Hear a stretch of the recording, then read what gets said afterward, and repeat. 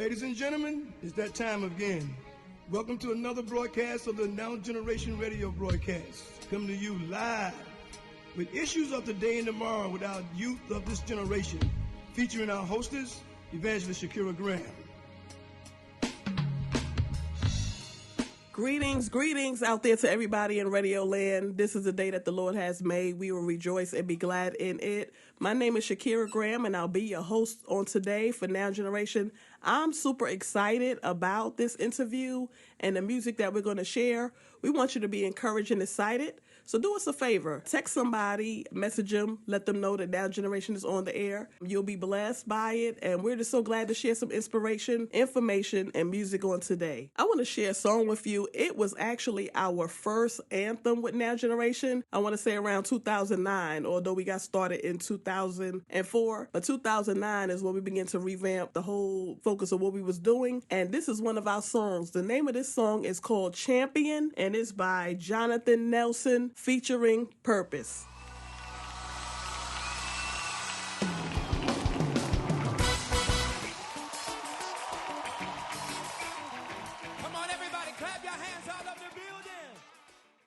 Ladies and gentlemen, all those who are listening, you have plugged into Now Generation Radio. We're so glad that you're joining us on today.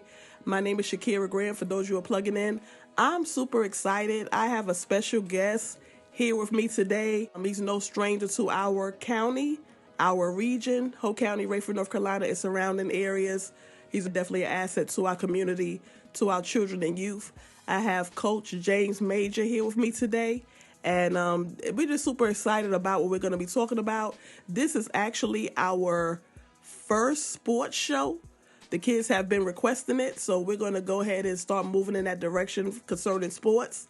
But I had to invite an expert in because I'm just now learning about sports. So again, I want you to help me welcome James Major to the show. Welcome to the show, James Major. We're so glad that you're here with us on today. And I know people are going to be inspired, encouraged, because a lot of people, what I've seen, love you a lot. You do a lot for our children and our youth and the parents and the people in the community. So welcome to Now Generation. Well, thanks for having me. And those of you who are listening, we're just so glad you're here.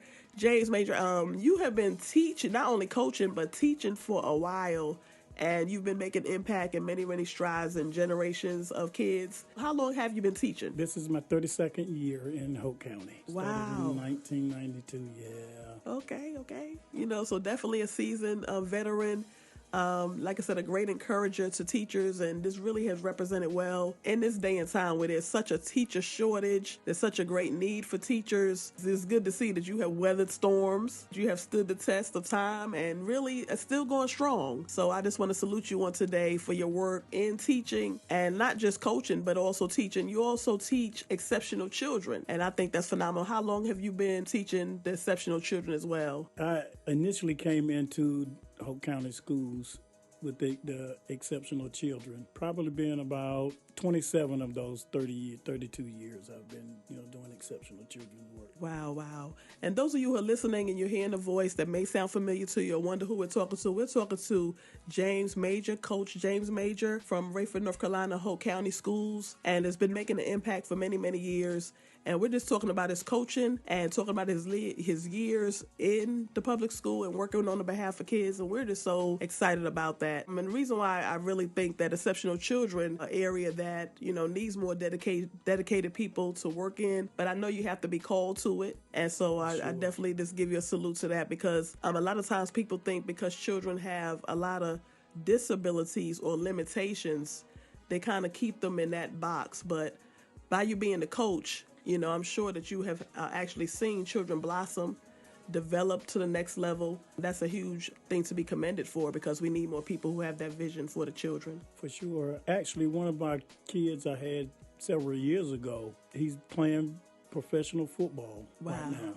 Wow, and awesome. One, even before that, he played football at North Carolina A&T State University, and he is a very good, high school coach. And I think right now he's on the college level. So, definitely big props to those guys for staying the course and making it happen.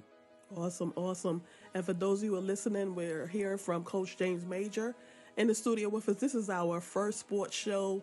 the children have been giving us topics of discussion, and that's what makes this kind of run. The children's, their impact and feedback, and so we wanted to start honoring some of their requests.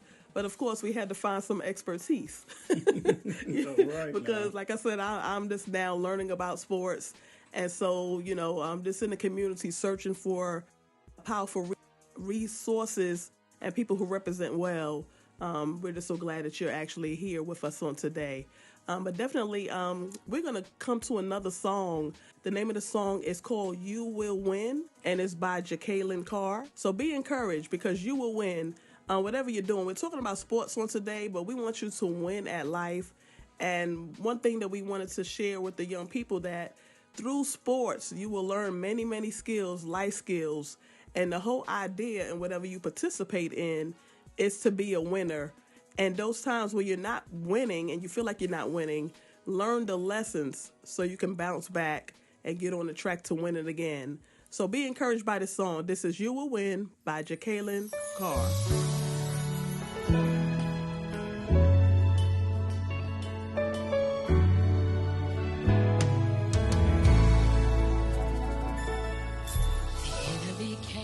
Against your home. Ladies and gentlemen, thank you so much for staying plugged in with us on Now Generation on today. I am really excited in the studio. We're just so glad to be back on the set. We have Coach James Major with us today. This is our sports show. And again, we're just talking about just some different things when it comes to sports. A lot of kids want to be engaged and involved in sports. Sometimes they don't really know where they fit and they don't know what they're good at, but just the start and the desire to participate. So we have Coach James Major here, and I'm just going to just ask you a question, Coach. What does sports provide for children and youth? For me, that would be dependent on age. The younger kids, definitely you're going to teach them the basic skills of sports. But at the young age, not based on winning and losing. It's about having fun. Because as you grow and get older, and advance in school, there, the emphasis is going to be placed on winning and losing games. So you let them young. For me, I say it's at its purest when they are younger, and it's about having fun, but also teaching them the proper skills.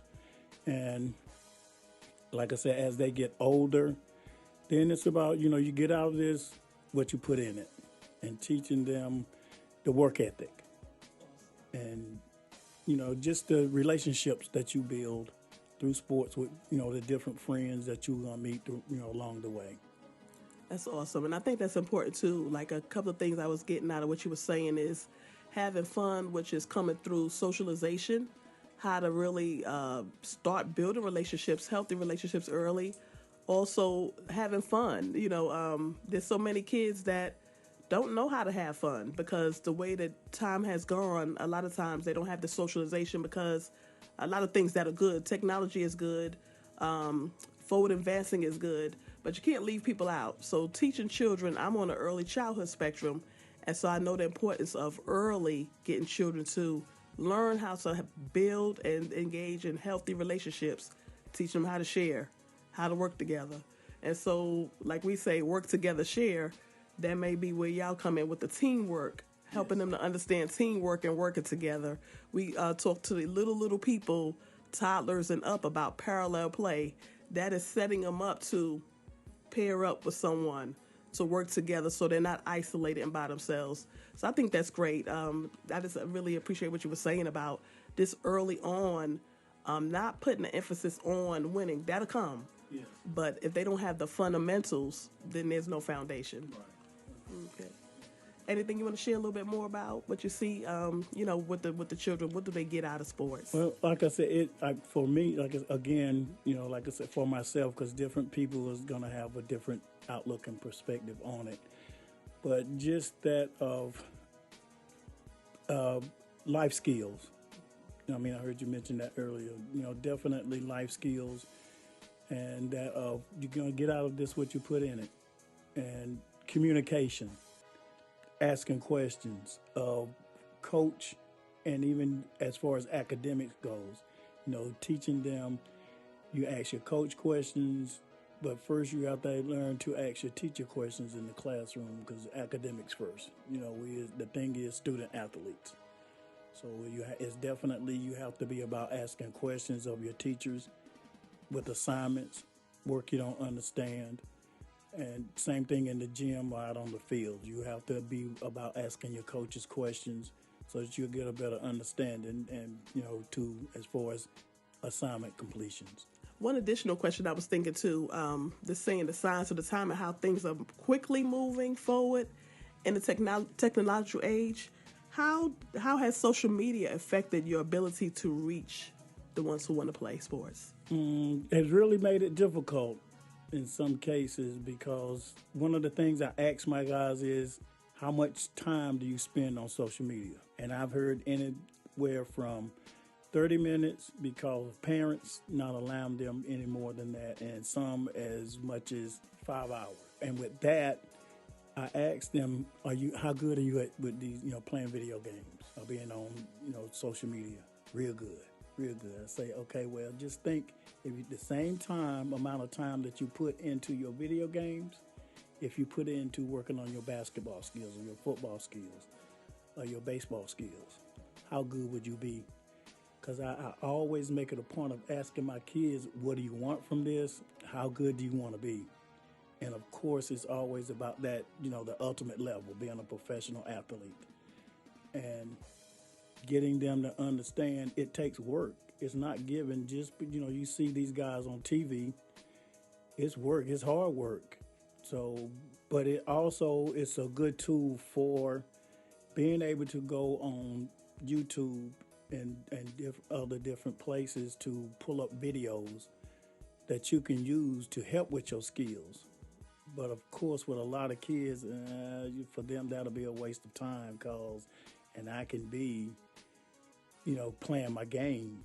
But again, I always going back to you get out of this what you put in it, be it sports or life. So if you want to be that good, it takes work. You got to sacrifice something. And one of the things over the years that I've heard from the professional athletes is how they've lost friends or people who they thought were their friends. Because when everybody else is at the party or, the skating rink hanging out, you're at home understanding the importance of rest and, and getting in the gym to put in work and not waiting until the season start to start working on your craft. You got to start when the season starts. You got to be ready. And to me, that separates you from the wannabes, I'll say. Wow, that's awesome what you was just sharing. There's a lot of rich nuggets that you was actually giving out just now. But also, I'm separating them from who wants to be and who's putting in the work. Sometimes, and we're not saying, listeners out there, we're not saying that social media is bad. We're not anti-social media. We're grateful for it. It's a tool. We're just saying how much time is being spent because what you put in is what you're going to get out and what they're viewing when they're on social media. But also, we was talking about education. Education is very important. We put so much emphasis on the sports, being great, winning, get in there and do it. I want my child to be a superstar. I see the skills in him. I know he could do it. We put so much emphasis on sports, but shouldn't education be the most important thing? Definitely. Education is first, because without education, they will not get the opportunity to be an athlete on any level. It makes it, just that when you have those skills and just be able to talk about them. You won't be able to display them. We always say, student first and athlete. And just in my years, even at the high school, I've seen it, when the recruiters come and they want to see academic record and discipline record. And where they, you put those papers in the recruiter's hands and they look at them and they give them back to you because the kids are not where they need to be academically. If you putting 100% into your athletics, you got to double that for your academics. Because, it's a lot of kids out there, with the skills to be that type of an athlete. So what else do you have to offer? And can't be an academic risk. In a lot of situations, any coach, for me, if their thing is, if they don't have to worry about you being an academic casualty, they can put you out on the field, in the gym, in the weight room to achieve those goals. Because athletics is teaching. So, but definitely, we have a saying, student athlete. It's always, definitely a student. You got to learn. You're going to learn sports. You got to be able to break film down, understand what you're looking at, and it's the same thing in the classroom. You got to be able to equate your academics to your learning, or your overall learning, and to have the grades to be able to get to that next level. Wow, that's so awesome. And fundamentals equals education. They go together. That's why, you can't start at the ninth grade. You have to start at pre-K. For those of the children who haven't gone to a child care program or pre-K, you have to start at the very beginning, and that begins the development process all the way up. So fundamentals in sports and education is necessary. Some of the things that you were saying prior to about them asking questions, understanding fundamentals so they can understand what they're looking at. So on the academic side with education, asking the teacher, I don't understand this problem. I don't understand what I'm reading or getting. That's all going to manifest into their development if they want to enter into sports. But I think that's something that we need to really kind of emphasize on too, is the education part, being teachable and coachable inside the classroom. For sure. And and like I said, asking those kids questions about, them asking questions in the classroom. And a lot of them would say they don't want to ask questions. A lot of kids are afraid to let their classmates and peers know that they don't know. Or the peers are sitting there, mumbling under their breath, man, hush, stop talking, stop asking questions, because they think if you don't ask questions, then it's just going to be over with, and we're going to go on to the next thing to get finished. But it's going to be, make that assignment just that much more difficult if you're trying to complete an assignment and you're not really understanding, the math, the process of, showing your work to get your answer. So, but I'm like, no, man, you got to ask questions. I say, but more times than not, the kids in the classroom that's asking the questions are the ones that's making the A's and B's. I said, and they ask those questions because they want to know. The ones that don't ask those questions are the ones that don't want to know, and it does not make things easier because you're not asking questions. And asking questions, I'm getting so much from this interview because my brain is just constantly going fast about adults. We don't ask questions a lot of times. Sometimes adults, we've kind of studied our own growth by not asking questions and acting like we know it already when we don't. And we could see some of those attributes and behaviors with children. But I think it's good what you're saying about, how they need to ask questions and really challenging them to do so. And then one thing I heard you say one time about their peers, the socialization, like who do they hang around? They can begin to understand that too, that sometimes their peers, if they're not doing what they're doing, that can be a distraction. So they need to be around people who are not in the classroom saying, be quiet, but their peer selection should be encouraging them. Right. So that's something I think, from my viewpoint, is that they can gain that through camaraderie on how to choose their peers better and how to identify true friends, because a true friend would encourage you, would help you, sure, would want to dismiss when you're trying to advance and get some clarity on something. I have one other question for you too. When it comes to winning and losing in sports, how's your approach? Is your approach the same whether they win or lose? I wouldn't say it's the same, because winning, that means you're doing what you are supposed to be doing. You appreciate it. You give them those accolades, but then with the losing, that means you're not doing some things the right way. So then you focus on what you're not doing right. And one of the things as the athlete, we tell them, it's about working on your craft, doing the right things. You move on and you grow from there. It's just that of working hard, being focused on the things that can be that of not being in the right position on the court. So going back through film and conversation, we have what we call controlled scrimmaging. And when we stop them, everybody holds their spot on the court. And then we show them the correction comes from showing you where you should be on the defensive side or even on the offensive side, depending on what your teammate is doing. So it is definitely, important to focus on the things that you're not doing well. It's about a complete game. Wow, the complete game. I was thinking about this example. You have a star player, and all of them are stars, in the eyes of an educator. All of them stars. They have great potential, different potentials, different abilities.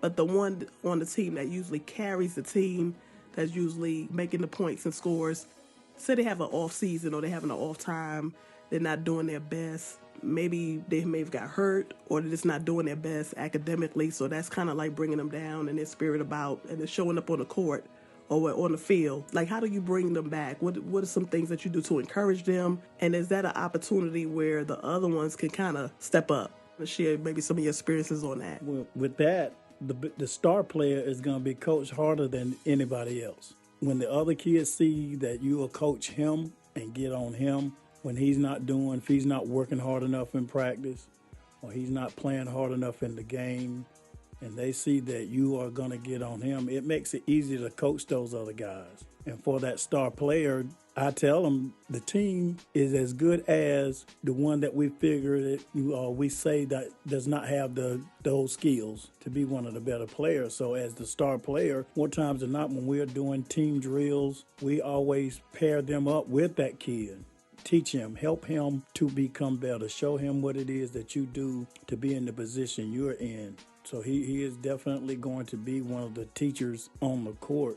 And it makes it easy to coach the rest of them. They'll fall in line because they're like, God, if you get on him like that, they know what it's going to be like for them. So, and he will come out of the game. He'll sit on the bench. That's with any of them. It does not matter. Tell them you're going to have the best seat in the game. We always, on the bench, we always have an open seat next to my assistant coach. You don't come off the court and go to the end of the bench.